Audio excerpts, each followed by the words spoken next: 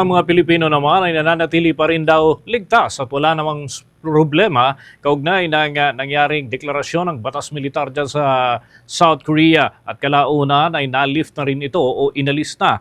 Batay nga sa pakikipag-ugnayan ng Bombo Radio Philippines sa ilang mga Pinoy sa naturang lugar, wala naman na tensyon lalo na sa labas ng Seoul at maayos naman ang kalagayan at tuloy lamang ang kanilang trabaho at pinapawi din nila ang pangamba ng kanilang mga kaanak na narito sa Pilipinas at kaugnay niyan, narito ang pagbabahagi ng Bombo International News Correspondent na si Joel Congreso.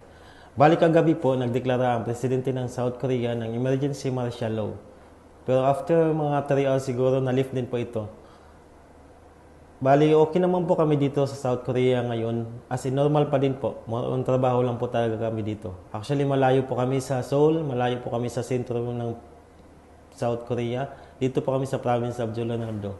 Sa mga kamag-anak ko dyan sa Pilipinas, sa Surigao del Norte, sa Siargao, huwag po kayo masyado mag-alala, okay lang po kami dito.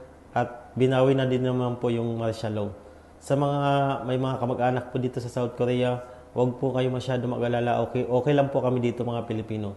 Patuloy po tayong magdasal na sana po huwag na magkagulo dito sa South Korea dahil marami pong mga kababayan nating OFW ang maapektuhan kung sakali.